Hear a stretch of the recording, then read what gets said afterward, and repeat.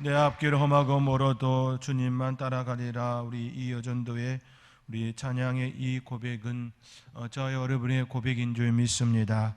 저와 여러분의 삶의 자리에 그 어떤 모습이 있다 할지라도 늘 주님만을 바라보며 주님의 은혜 가운데 살아가는 저와 여러분의 삶이 되어줄 수 있기를 다시금 주님의 이름으로 축원드립니다. 사울은 아버지의 말씀을 따라 암나기들을 찾으러 길을 나섰습니다. 그는 3일 동안 암나기를 찾으러 사방을 다녔습니다. 에브라임 산지로, 살리사 협곡으로, 사할림 사막지대로. 그런데도 찾지 못하여 베냐민 땅 모든 땅을 사방을 흩어 또 다녔습니다. 그렇게 3일이 지났습니다. 그러한 때 문득 사울은 다른 걱정이 일어났습니다. 암나기는 둘째치고 아버지가 자기와 그의 일행을 걱정할 거라고 하는 그런 염려가, 그런 근심이 일어나게 되었습니다. 암나기를 찾으러 나선 아들을 걱정할 아버지, 그 아버지가 그의 눈에 들어온 것이지요. 사울 일행이 집을 나선 지 벌써 사흘이나 되었기 때문에 그렇게 아버지는 오히려 암나기보다 그의 아들을 걱정하는 그 일이 그 가운데 일어났을 거라고 하는 그 마음이 사울 안에 일어났습니다. 아버지를 걱정하고 있을 그때에 그와 함께 동행했던 사환이 사울에게 이 성읍에 존경받는 하나님의 사람이 있다고, 선지자가 있다고 이야기하며 그에게 나아가 암나기들의 행방을 묻는 것이 어떻겠냐라고 제안합니다. 그 제안을 좋게 받아들인 사울은 사무엘이 머문 곳으로 향하게 되지요. 이 과정을 통하여 사울이 얼마나 준수한 소년인지, 준수한 사람인지, 왜 그를 하나님께서는 이스라엘의 초대 왕으로 삼으셨는지를 우리는 알게 됩니다. 그는 아버지의 말씀에 순종하는 아들이었지요. 그리고 그 말씀에 따라 사흘 동안 사방으로 열심히 찾아다닌 그런 인물이었습니다. 산지로도 나가고 계곡으로도 나가고 사막지대로 나가고, 그리하여도 찾지 못하여 베냐민 온 땅을 향하여 두루 다녔던 그러한 순종의 사람이었지요. 3일 내내 쉬지 않고 찾아다닌 그런 순종의 사람일 뿐만 아니라 열정의 사람이었음을 또 보게 됩니다. 더 나아가 아버지를 걱정하는 아들이었지요. 아버지를 걱정하는 그런 아들의 효심 깊은 그러한 성향을 가진 자였음 또한 보게 합니다. 그리고 선지자를 만나러 갈 때에 빈손을 가지 않겠다는 그의 모습을 통하여 윗 어른들에 대한 공경심, 그런 예의가 있는 그런 존재였음을 우리는 보게 됩니다. 바로 그러한 모습들이 바로 하나님께서 사울을 이스라엘의 초대 왕으로 삼으셨던 모습이었다, 이유였다라는 것을 우리는 말씀을 통하여 엿볼 수가 있게 됩니다. 비록 그가 훗날 좋지 않은 모습으로 변질되어 안타까움을 갖게 되긴 하였지만, 사울은 이스라엘의 초대 왕이 되기에 충분한 자격, 충분한 모습을 그 안에 가지고 있었음에 대하여 우리는 깊이 생각해 볼 수 있는 그런 한 단면을 보게 되었습니다. 성경은 이를 놓치지 않고 우리에게 이처럼 증언하였음을 우리는 지난 시간을 통하여 살펴보았습니다. 그러한 모습을 가진 사울을 하나님께서는 사무엘과 만날 수 있도록 인도해 주셨습니다. 그리고 사울은 사무엘을 만났습니다. 그리고 사무엘은 사울에게 기름을 붓습니다. 오늘 본문 1절의 말씀입니다. 오늘 본문 1절의 말씀 우리 함께 읽겠습니다. 이에 사무엘이 기름병을 가져다가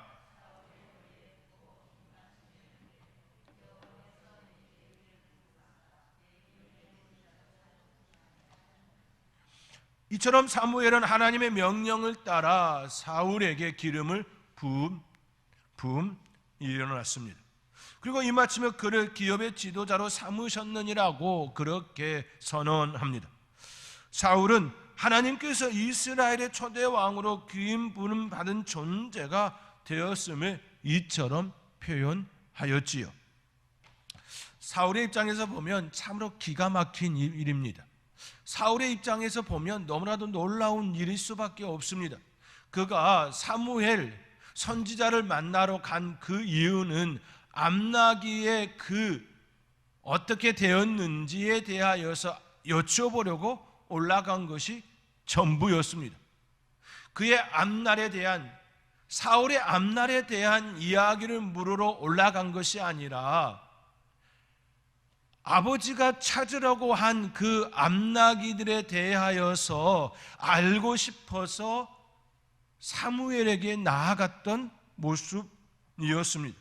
그런데 지금 암나기들의 행방이 궁금하여 사무엘을 찾았지만 전혀 다른 결과가 그에게 일어났습니다.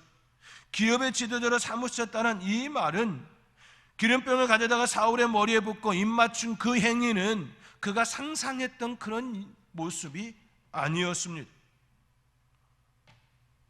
전혀 믿을 수 없는 일이 그에게 일어남이 되었습니다. 자기 안에 의심이 먼저 일어났을 것입니다. 내가 어떤 존재이기에 이렇게 그런 자리를 허락하시는지, 기름을 왜 부으시는지 그런 의심이 그 안에 먼저 일어났을 것입니다. 그러한 사울에게 사무엘은 사울 안에 일어나는 그 의심들을 확신으로 변화시키는 그 일들을 작업하지요. 그 시행의 방법은 예언의 말씀과 성취였습니다. 예언과 성취의 말씀을 통하여 그에게 의심이 아닌 확신, 하나님께서 너와 함께 하신다라고 하는 그 말씀이 그 안에 역사되어질 수 있도록 길을 열어 주었습니다. 사울은 갑작스러운 자신에게 일어난 일에 대하여 어리둥절, 반신반의, 언감생신, 딱히 지금 자신에게 일어난 일에 대하여 어찌할 수 없었을 것입니다. 갑작스러운 일이잖아요. 그러한 그에게 사무엘은 확신을 가질 수 있도록 길을 열어주셨다라는 말씀입니다. 그것은 조금 전에 말씀드린 것처럼 예언과 성취, 말씀의 선포와 그 말씀에 선포된 말씀의 성취였습니다. 이것은 우리의 삶의 모습 속에서도 마찬가지인 것이지요. 하나님의 말씀이 내게 주어지고 그 말씀이 내 삶의 자리에 이루어지면 내 삶의 자리에서도 의심이 아니라 확신으로 나아가게 합니다. 사울에게서만이 아니라 우리의 삶의 모습 가운데서도 이러한 모습은 일어나지요. 그에게 예언의 말씀이 주어지고 그 예언의 말씀이 성취되는 것을 보게 함으로써 지금 일어난 일에 대하여 의심이 아닌 확신 가운데의 그 일들을 감당하는 자로, 하나님께서 그를 택하시고 하나님의 일을 감당하는 자로 세우셨다라고 하는 그런 믿음의 사람이 되어질 수 있도록 길을 열어주고 있다라는 말씀입니다.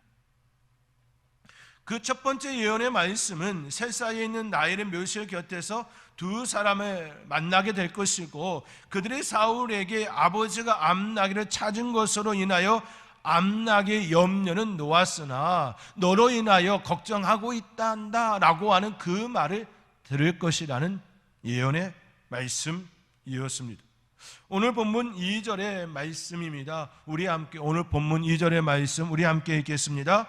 내가 오늘 나를 떠나가다가 베냐민 경계 셀사에 있는 나엘의 묘실 곁에서 두 사람을 만나리니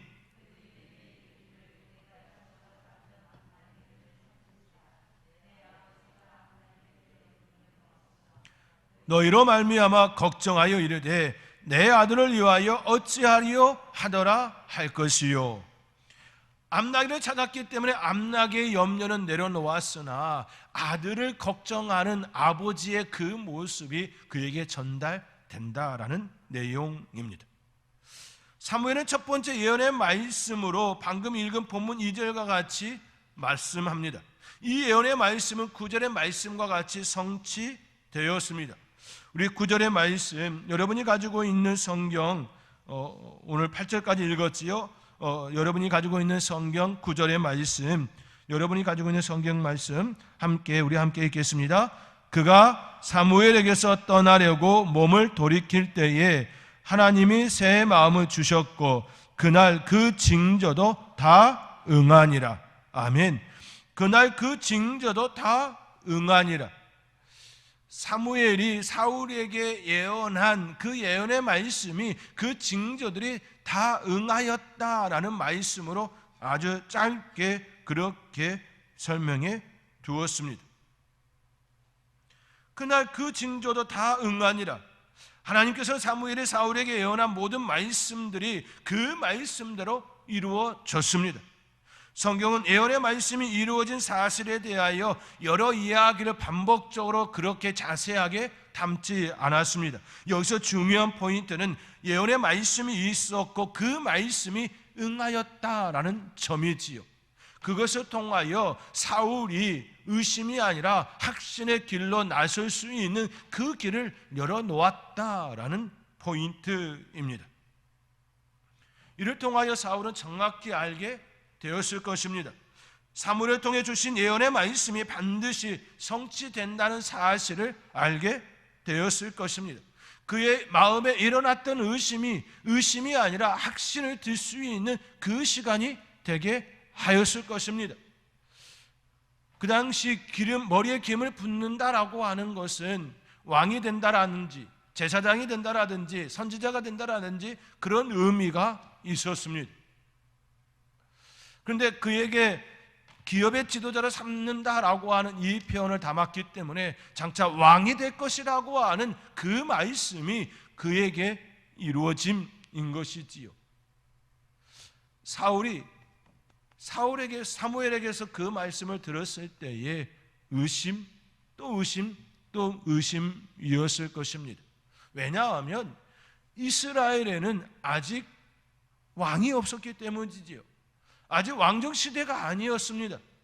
그가 왕으로 세워진다면 이스라엘의 초대 왕이기 때문에 더더욱 더 자기 안에 의심이었을 것입니다. 그런데 이 세 가지 예언의 말씀을 통하여 하나하나 성취되어질 때마다 그의 안에는 확신 또 확신으로 나아가는 시간이었을 것입니다.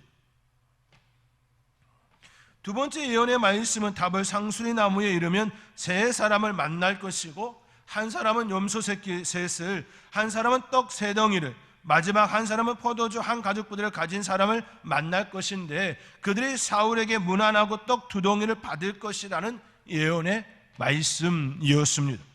오늘 본문 3절과 4절의 말씀입니다. 우리 함께 본문 3절과 4절의 말씀 우리 함께 읽겠습니다. 내가 거기서 더 나아가서 답을 상수리 나무에 이르면 거기서 하나님을 배우려고 베들로 올라가는 세 사람을 만나리니 한 사람은 염소 새끼 셋을 이끌었고 한 사람은 떡 세 덩이를 가졌고 한 사람은 포도주 한 가죽부대를 가진 자라. 그들이 내게 문안하고 떡 두 덩이를 주겠고 너는 그의 손에서 받으리라. 떡 두 덩이를 주겠고 너는 그의 손에서 받으리라. 이 예언의 말씀도 이미 알고 있는 것처럼 이루어졌습니다. 그리고 사무엘이 사울에게 준 마지막 예언의 말씀은 선지자의 무리를 만날 것이고 내게는 여호와의 영이 임할 것이라는 예언의 말씀이었습니다. 이 세 가지 예언의 말씀은 모두 다 이루어졌습니다. 이것이 바로 하나님께서 사무엘을 통하여 사울에게 주신 선물이었습니다. 의심이 아닌 확신으로 나아갈 수 있는 길을 열어주셨을 뿐만 아니라 이 세 가지 예언의 말씀에는 하나님께서 그를 향한 선물이 담겨져 있었습니다. 의심에서 확신으로 나갈 수 있도록 하나님께서 그에게 베풀어 주시는 확실한 선물이었습니다. 뿐만 아니라 이 세 가지 예언의 말씀에는 하나님의 사랑의 표현이 또 담겨져 있었습니다. 첫 번째 예언의 말씀을 통해 하나님께서는 현재 사울이 고민하고 있는 현재의 문제를 해결해 주셨습니다. 현안이지요. 현재 그가 고민하고 있는 그 문제를 해결해 주심이었지요. 이는 그가 사무엘을 찾아온 이유이기도 하였습니다. 그 문제는 잃어버린 암나길에 대한 소식이었습니다. 사울은 아버지의 말씀을 따라 암나길을 찾으러 나섰습니다. 그러나 암나길을 찾지 못하고 시간만 늘렀습니다. 산지를 가고 사막지대로 가고 계곡을 다녔어도, 베냐민 온 땅으로 다녔어도 3일 동안 그렇게 찾아 나섰어도 찾지 못했습니다. 그리하여 지금 사무엘에게까지 나오게 됨이었습니다. 처음에는 암나귀들을 찾는 것이 문제였지만 시간이 하루 지나고 이틀 지나고 3일이 지남에 따라 돌아오지 않는 자신으로 인하여, 아들이 돌아오지 않는 그것으로 인하여 걱정할 아버지가 염려가 되었습니다. 이제는 그에게 주어진 문제는 암나귀들을 찾는 것이 아니라 걱정하시는 아버지가 그의 마음속에 자리하였습니다. 이제는 암나귀를 찾는 것보다 마음의 무거운 짐이 그에게 현재의 현안이 되었습니다. 즉 스트레스지요. 정신적 스트레스입니다. 마음의 무거운 짐입니다. 그것이 그에게 문제로 다가왔습니다. 다시 말해 처음에는 물질의 문제였으나 지금은 정신적 고통이 그의 문제가 되었습니다. 이를 사무엘은 첫 번째 만나는 사람들을 통하여 가볍게 해결해 주었습니다. 이것은 하나님께서 사울에게 주시는 사랑의 표현이었습니다. 정신적 고통, 현재의 문제를 풀어주시는 하나님이심을 보게 하셨습니다. 그가 가지고 있는 현재의 문제에 대하여 우리 하나님께서 소홀히 하지 아니하시는 그 분이심을 그에게 보게 하셨습니다. 그가 가지고 있는 무거운 짐, 그 무거운 짐을 내려놓게 하는 그 시간이 되게 하셨습니다. 근심과 염려와 걱정에서 벗어나 평안을 이루게 하셨습니다. 이는 그를 향한 하나님의 사랑의 표현이었습니다. 첫 번째 예언의 말씀에는 바로 이와 같은 의미가 내포되어 있었습니다. 두 번째 예언의 말씀을 통해서는 육신의 허기짐에서 해방시켜 주심이었습니다. 두 번째, 그는 세 사람을 만났습니다. 그리고 떡 2덩이를 얻었습니다. 그들이 이미 3일 동안 암나귀를 찾아 헤매는 동안 가지고 있었던 것들이 다 소진되었습니다. 그들을 위해 하나님께서는 떡 2덩이를 준비하시고 그에게 주셨습니다. 우리 인간은 육신의 문제, 육체의 문제에서 자유로울 수가 없습니다. 이 땅에 살아가는 동안 우리는 늘 육신의 문제, 이 땅의 문제, 생존의 문제를 안고 살아갑니다. 이거는 우리가 이 땅에 사는 동안 늘 우리의 삶의 자리에서 늘 다가오는 그런 문제들이지요. 이 땅에 살아가는 동안 우리는 먹어야 합니다. 이는 생존의 문제입니다. 하나님께서는 사울에게 육신의 문제, 생존의 문제까지도 답을 주셨습니다. 하나님의 말씀을 따라 나서는 길에는 하나님께서 어떻게 채우시는지 그로 하여금 보게 한 사건이었습니다. 우리가 이 땅에 사는 동안 많은 부분을 차지하는 것이 바로 육신의 문제이지요. 생존의 문제입니다. 사는 집, 먹는 음식, 일하는 직장, 이 모든 것들은 다 생존의 문제입니다.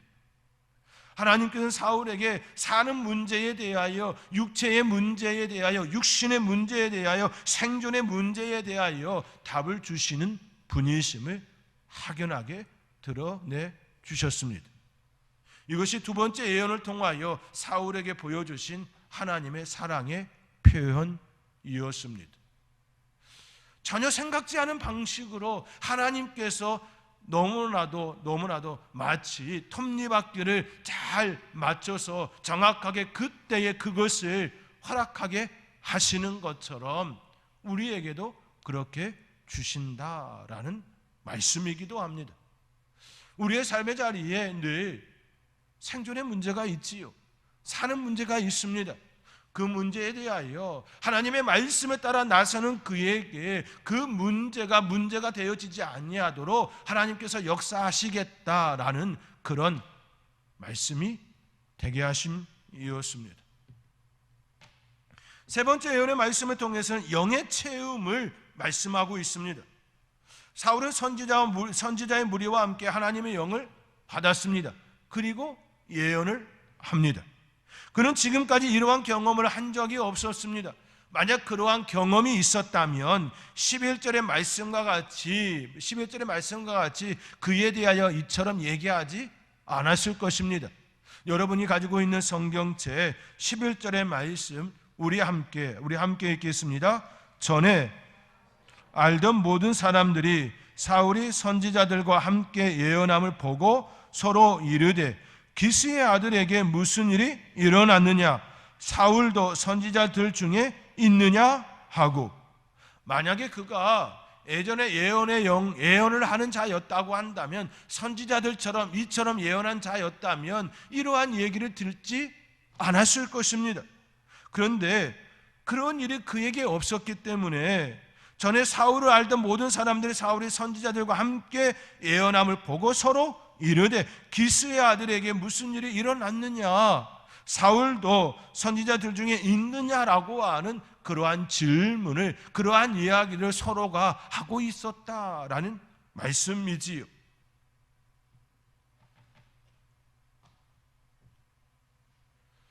사울은 하나님의 영이 그에게 임하여 예언을 합니다. 그는 세 번째 예언의 말씀과 같이 전혀 새로운 경험을 하게 되었습니다. 오늘 사무엘이 사울에게 이야기하는 것처럼 6절 말씀에 내게는 여호와의 영이 크게 임하리니 너도 그들과 함께 예언을 하고 변하여 새 사람이 되리라. 하나님의 영이 그에게 임하여 새 사람이 되리라라고 하는 그 말씀이 그에게 일어났습니다. 영적 체험입니다. 새로운 영적 체험의 그 길을 열어주셨습니다. 이처럼 하나님께서 사울에게 세 가지 예언의 말씀을 통하여 그것이 하나하나 이루어질 때마다 그에게는 또 다른 세계를 볼 수 있는 안목을 갖게 하셨다라는 말씀입니다. 정신의 문제, 현재의 문제, 육체의 문제, 생존의 문제, 더 나아가 영의 문제, 영적 체험에 대한 신앙의 그 체험에 대한 그것까지 그에게 확장시켜 주셨다라는 말씀입니다. 이처럼 하나님께서는 그에게 예언의 말씀을 통하여 그것이 하나하나 이루어질 때마다 그에게 필요로 하는 모든 것들을 채우시는 하나님의 사랑을 느끼게 하셨습니다. 사랑하는 성도 여러분, 우리의 삶에서도 마찬가지입니다. 하나님께서는 우리에게 공급하시는 하나님이십니다.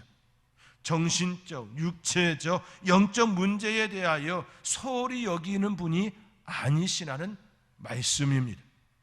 우리에게도 동일하게 정신적, 육체적, 영적 그러한 세계에 대하여 경험하길 원하신다라는 말씀입니다. 우리의 삶의 자리에 이 세 가지는 항상 있어야 할 부분들입니다. 그런데 어느 순간 그리스도인들마저 균형 잡힌 신앙생활이 아닌 한쪽으로 치우친 생활을 하는 분들이 일어나곤 하지요. 한쪽으로 기울어진 삶은 결코 아름다운 삶이 아닙니다. 누군가는 너무 영적 문제에만 기울어진 사람이 있습니다. 영적 체험, 그거에만 너무나도 몰두하여 가정 안에 있어야 할 것들에 대하여 채우지 않는 이들도 있습니다. 어떤 이들은 영적 문제에 굉장히 심취되어져 있는 그들에 대하여 대단하다고 그렇게 말하는 이들도 있겠지만 결코 아름다운 모습이라고 말할 수는 없습니다. 왜냐하면 한쪽으로 치우쳤기 때문입니다. 균형 잡힌 신앙의 모습이 아니기 때문입니다. 사울에게 기름 부어 주시고 세 가지 예언의 말씀을 통하여 각각 모든 것들이 필요로 하는 것임을 그에게 분명하게 제시해 주었습니다. 의심에서 확신으로 나아가는 그 길목에 모든 것들이 다 필요로 하는 균형 잡힌 그런 삶이어야 함을 그에게 보여 주었습니다. 우리의 삶의 자리에서도 영적인 문제에 대하여, 또 생존의 문제에 대하여, 또 마음의 문제에 대하여 균형 잡힌 삶의 모습이 있어야 합니다. 신앙생활은 균형 잡힌 삶이 되어야 합니다. 그래서 신앙생활이 어려운 것입니다. 오히려 한쪽으로 치우치면 참 쉽습니다. 그런데요, 내 안에서 세 가지가 적당하게 균형 잡힌 모습들을 갖추려고 하니 쉬운 게 아닌 것이지요. 부족한 것에 대하여 늘 체크하고 그 부족한 것에 대하여 마음속고 또 영적인 것에 몰두하고 그렇게 나가야 하는 모습이기 때문입니다.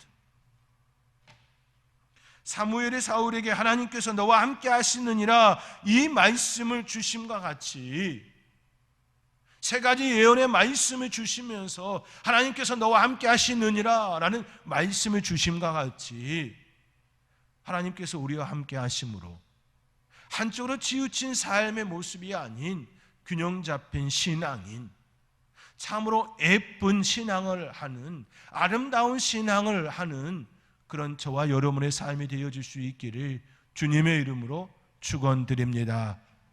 기도하겠습니다.